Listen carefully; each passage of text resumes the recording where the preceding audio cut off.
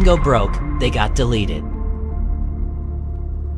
In China, tens of thousands of young people are suddenly homeless, not because of money, but because the system erased them. Imagine a society where everything you do, everything you say, and everything you buy is controlled and evaluated by the authorities. This is what the Chinese Communist Party calls social credit. By using the mechanism of social credit, we'll be able to establish a blacklist of people and create a system of punishment that will be based on a scientific theory. These punishments will serve as a whip to rebuild moral values. Our society needs it. The country's social credit system decides who's trustworthy, but if you're blacklisted, it's game over. Your WeChat Pay stops working, you can't receive your salary, can't buy food, can't even book a train ticket. It's like being alive, but digitally. Many are now sleeping in the streets, cut off from everything. Jobs, housing, even communication. All because one app, one algorithm decided they don't belong. It's not science fiction. In China, it's a reality. Then there's the public shaming. Photo galleries of blacklisted citizens. There's even an app that shows who around you is in debt. They're not criminals. They didn't steal, cheat, or harm anyone. They just fell too low on a score and vanished from the digital world. Critics say it's a glimpse into the future, where technology doesn't just track your life, it controls it. So ask yourself, if your entire life depended on your digital reputation, how long before you get deleted? When you look at how this new system is set up, literally cutting people off from any ability to even take care of their own personal basic needs, it really doesn't sound like it makes any sense at all. Like, how do they expect people to be able to fix it if they fall out of favor with the system? How will they ever get back in the government's good graces? They'll just starve to death. But when you consider how badly they want to cull the population, it starts to make perfect sense. They'll just keep tightening these regulations until the only people who are able to have a healthy social credit score are those who will do anything and everything that the government tells them to do, without question, without hesitation. Then everyone else will just quickly die off. All that will remain will be the elites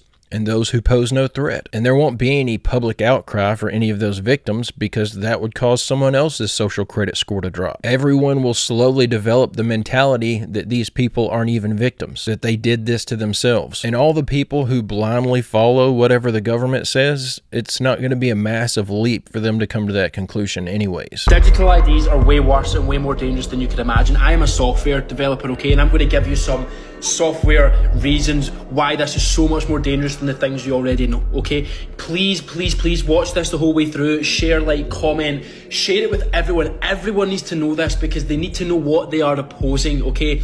The first thing I want to say is to everyone saying it's only used for right to work, go on the World Economic Forum's website where they've got the digital ID up and it's like a picture with like 10 things around it about what they're going to use it for, okay? So first off, that reason's out.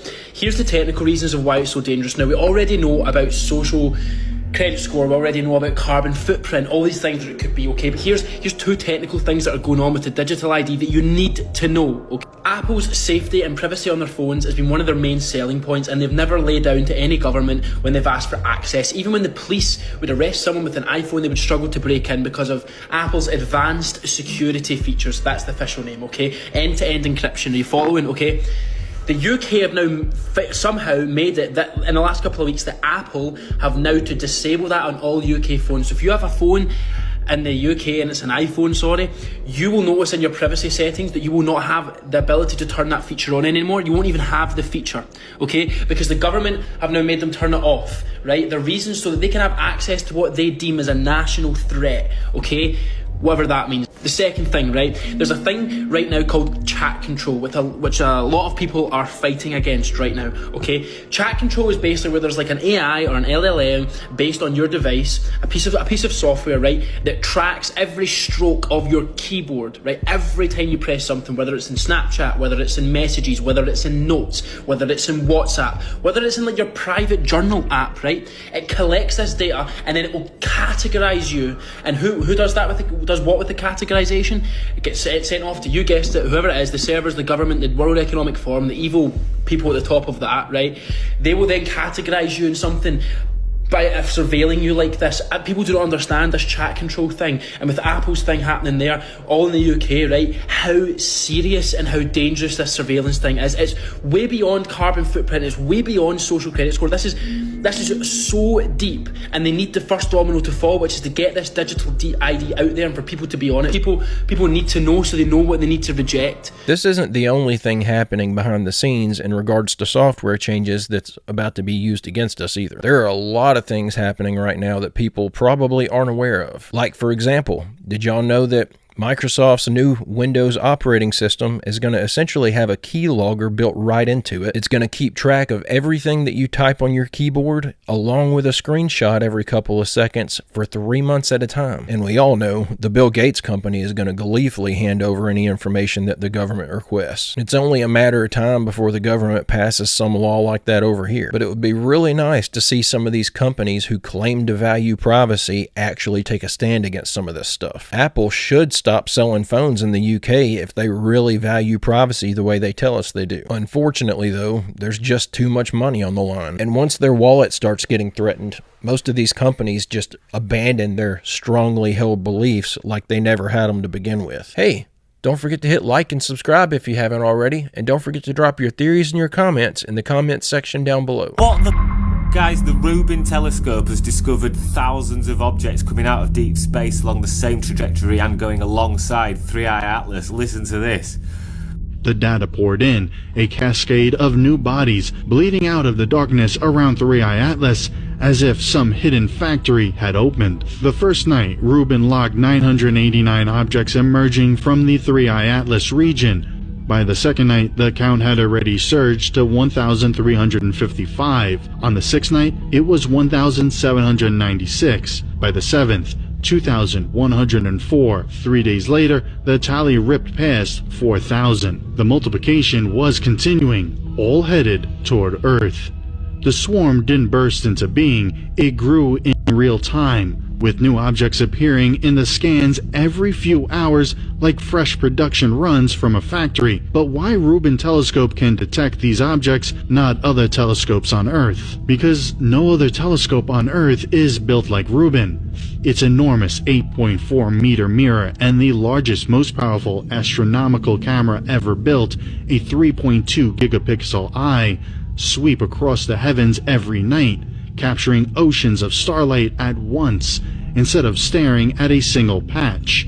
That is why it could show what no one else could, thousands of bodies spilling out of deep space in perfect formation. And what made it so terrifying was the uniformity. Spectral reports showed every object shared the same speed, the same trajectory, the same strange green-tinted tail as 3i Atlas. Ave Loeb confirmed nickel, cobalt, and high-temperature alloys, the kind of metals forged under industrial conditions, all had the same unusual carbon monoxide-driven glow. Until that moment, every amateur and professional astronomer had seen only one object. Now, there were thousands. Infrared spectroscopy made it worse. Each of these bodies was about 1/10 the size of 3i Atlas, yet apparently powered by a core twice as powerful. 3i Atlas had already puzzled scientists with an estimated 10 gigawatt power source inferred from its core, but the new companions appeared to radiate 20 gigawatts each.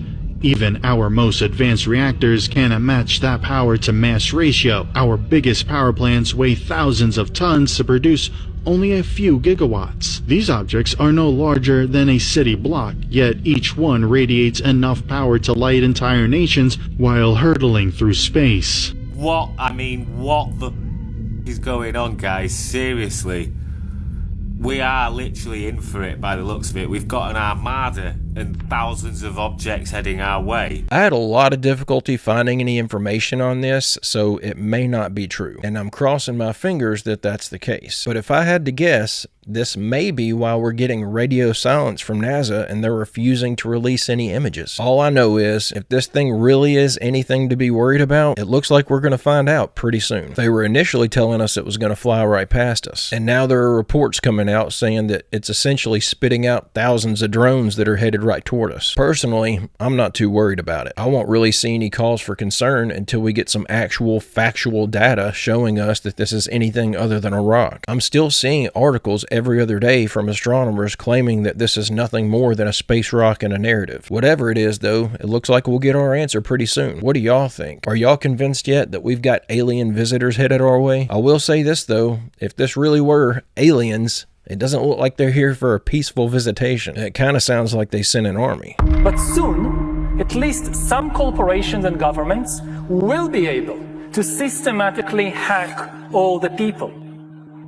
We humans should get used to the idea that we are no longer mysterious souls. We are now hackable animals. The future of mind control, and the future being right now because these experiments are being done, is using gene editing tools. I can create small robotic units at the nanoscale, can directly diffuse into the brain space, but their presence is almost impossible to detect. This amount of nanomaterial could, in fact, affect all of you. Read from the living brain and write into the living brain. There's a mysterious direct energy weapon that is being used, and it is causing permanent traumatic brain injury. We have to get more information, and we got to tell the public what's going on. The government has to acknowledge that this is happening to civilians.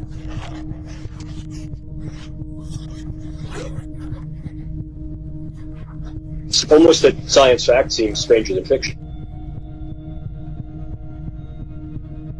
We can send instructions and information to an actual person from a distance with this kind of technology to let another person control their actions.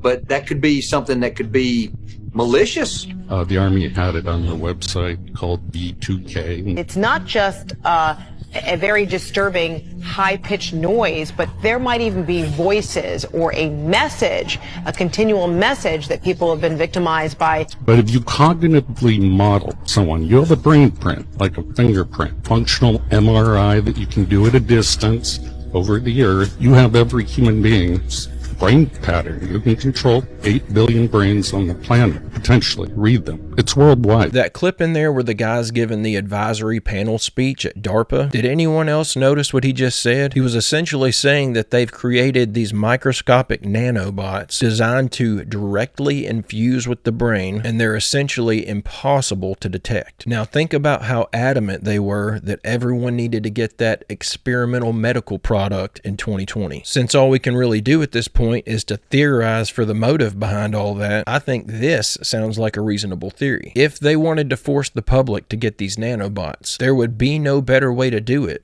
than to create an emergency situation, make it something life-threatening, and then convince the entire planet that that stuff was the only hope they had for any chance of survival. But the more I look into things, as crazy as it sounds, I think this may have been the motive. What do y'all think? Am I going off the deep end? I've just seen too much at this point that points in that direction. In the next 12 months, everything you know about movies and media is going to change. You will no longer need a camera, you won't need actors, you won't even need any money. You can describe it, you can make it. And that means Hollywood's monopoly on imagination is about to change. And they know this, they're preparing for it. Lionsgate just partnered with Runway AI. Disney has over 50 researchers rewriting productions with AI tools. Warner Brothers already uses algorithms to decide what actors get hired. And Netflix tested AI in its short film The Dog and the Boy with great success. We're even seeing new studios like Staircase that are producing feature-length films with AI right now.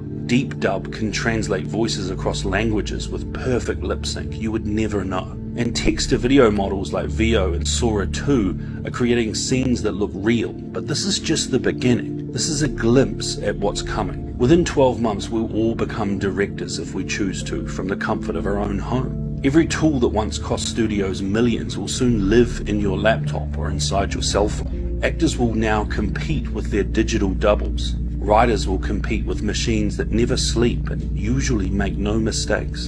And anyone, anywhere, will be able to create a film that looks like a $100 million production from their bedroom. So the question really isn't if this changes entertainment, it's who survives this. Because in the next 12 months, the entire creative world gets rewritten. That Star Wars story you always wanted to see, you can do it now. A version of Game of Thrones that you wanted, you can get that now.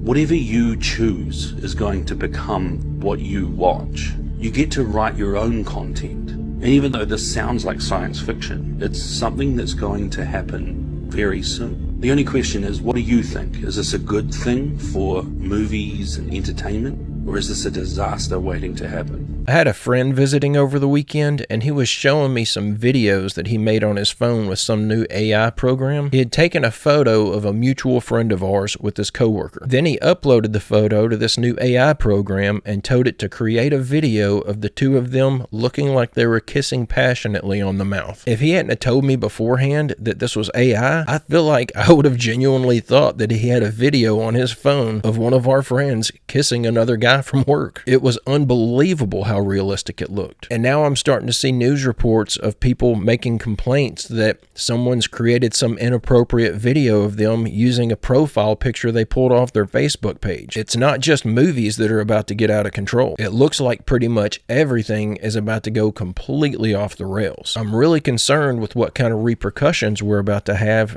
with things that we didn't even consider before it's too late to do anything about it. But it's certainly time to stop uploading photos of your kids on the internet, if you know what I mean. This is a plan that was agreed to by 179 nations. It's called the Agenda for the 21st Century. It's a totalitarian state being developed right now all over the world. It is the inventory and control plan. Inventory and control of all land, all water, all minerals, all plants, all animals, all construction, all means of production, all food, all energy, all information, and all human beings in the world. And this is a plan that was agreed to by 179 nations back in 1992. It's a United Nations plan. It's called the Agenda for the 21st Century.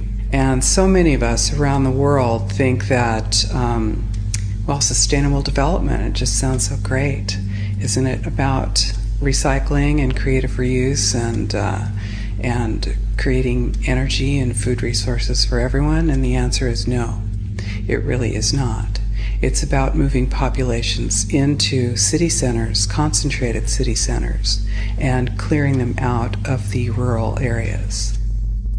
All systems have to be brought into harmony in order to control them all. Because when systems don't meet, when they're out of balance or not in sync with one another, they can't be controlled centrally. And the goal of Agenda 21 is one world government and total control from a central unit. Every nation that signed on to Agenda 21 has its local Agenda 21 plan. People in the United States are completely unaware of this. If I go out and talk about this, the United States press attacks me and calls me, which is totally ridiculous. But it's not a theory. It's a fact. The three pillars of United Nations Agenda 21 are economy, ecology, and equity, the 3 E's. And everyone sort of thinks that they know what that means, the idea of social equity. It must mean that, everyone's going to have access to clean water and clean air, and no one's property is going to be used as a dumping ground because they are at a poverty level. But really what social equity is about impoverishing huge portions of the population and bringing down the developed nations. Everything that we're looking at now is destined to collapse our economies. It's a totalitarian state being developed right now all over the world. And what major corporations want in this development is to be able to have full movement of workers without borders or boundaries, to be able to move their goods through without regulations, and to reduce wages. And so this is the goal. So this is what you find with social equity. And of course, economy and ecology is about, these are the 3 circles: economy, ecology, and social equity. And where they meet in the center is balance. But really that balance is a communitarian balance. So it's not balance of well-being of the people. What it is it's a balance for corporations so that they can exploit and control and have populations in an area, in tightly packed, dense areas, so that they can be surveilled and managed. And this is what that balance looks like as far as the development of a totalitarian state is. The mainstream media is owned by 5 major corporations, and you're not going to get this information from the mainstream press. So you need to be your own press. You need to educate yourself. You need to get out there and educate your neighbors, your community, your real community. You need to help your children understand that they're being indoctrinated from pre-kindergarten to postgraduate school. All of us have a responsibility to ourselves and to others. This is true community, to work for personal freedom. And always remember that even though we work as a group, if we do work as a group, we're all individuals in those groups, and we answer only to ourselves. And this is essential. It's essential as free human beings. This is what we are. We are free, and we need to continue to be free. And I do believe that we will win, but we have to become aware that there is a fight, and then make our friends and our neighbors and our community aware as well, and work together. I may be naive, but I also think we're going to be able to stop this. I know this channel here recently has been one big warning about the global takeover, but I just think too many people are waking up at this point. I don't think they're going to be able to pull this off successfully. And just consider that everything the government touches turns to a steaming pile of dog feces. Granted, the vast majority of that is by design, but it doesn't even look most of the time like they have enough knowledge or foresight to make these things even appear to be functioning properly. They can't even do that. But the further we get into this plan of control, the more I feel like it becomes obvious that the people who are implementing these things are not the ones who created the plan initially. I feel like we're watching the plans of powerful men who passed these plans down to their successors, but they failed to give them the proper training. They have these big, dark, evil agendas, but it's like they're getting dumber with each generation. And now they have the internet to contend with on top of all that. It just feels like they aren't actually capable of pulling most of this stuff off. And they certainly got the resources to do it. They've got the technology, but they all just seem so incompetent. Although, there's a well-known warning against underestimating your enemies. But I'm just saying, I haven't lost all hope yet that we're going to come out on top of this in the end. This is Aaron Russo, a filmmaker and former politician. To his left is Nicholas Rockefeller of the Council on Foreign Relations. After maintaining a close friendship with Nicholas, Aaron eventually ended the relationship, appalled by what he had learned. I got a call one day from an attorney woman I knew, and she said, "Would you like to meet one of the Rockefellers?" I said, "Sure, I'd love to." And we became friends, and he began to divulge a lot of things to me. So he said to me one night, he said that there's going to be an event there, and out of that event, you're going to see we're going to go into Afghanistan, so we can run pipelines from the Caspian Sea. We're going to go into Iraq to take the oil and establish a base in the Middle East, and we're going to go into Venezuela and try and get rid of Chavez. And the first two they've accomplished. Chavez they didn't accomplish. And he said you're going to see guys going into caves looking for looking for people that they're never going to find.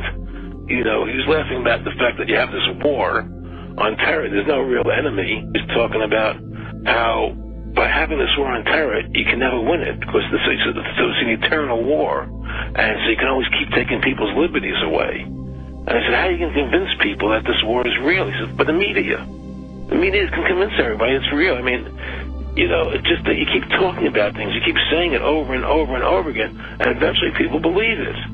You know, you created the Federal Reserve in 1913 through lies. You create, which is another lie. Then you're fighting a war on terror, and now all of a sudden you go into Iraq, which was another lie, and now they're going to do Iran, you know, and it's all one thing leading to another, leading to another, leading to another. Now I would say, what are you doing this for? What's the point of this thing? You have all the money in the world you ever want, you have all the power. I said, you know, you're hurting people. It's not a good thing. And he would say, what do you care about the people for? Take care of yourself and you take care of your family. And then I said to him, what are the ultimate goals here? He said the ultimate goal is to get everybody in this world chipped with the RFID chip, and have all money be on those chips and everything on those chips.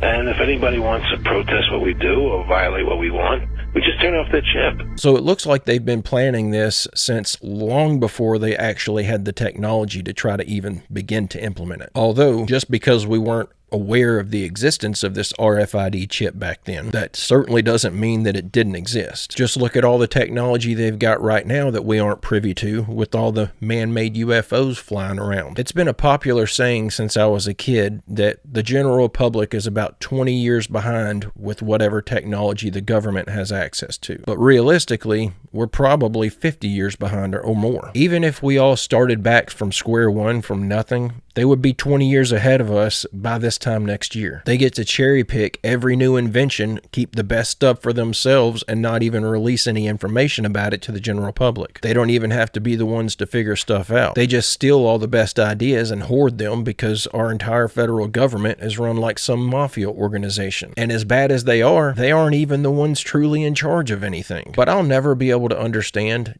how just because someone has a lot of money, they'll be able to get people to go along with their demented game plans. How is something as stupid as money that important to people? That's what everything always comes down to, though. Money, money, money. However, I know in the end, that money won't mean anything to anyone, and they are sure going to be living in regret. This world ain't going to end the way they want it to. They're lying to themselves every bit as much as they're lying to us. But guys and gals, I'm going to go ahead and end the video right there. I hope you enjoyed these clips we watched together today. I'll be back tomorrow with another video. I hope you come back to join me. Don't forget to leave a like and subscribe if you haven't already. Don't forget to drop your theories and your comments in the comment section down below. But guys and gals, I hope everyone has a great, safe, fantastic rest of your day, and I will see you all tomorrow.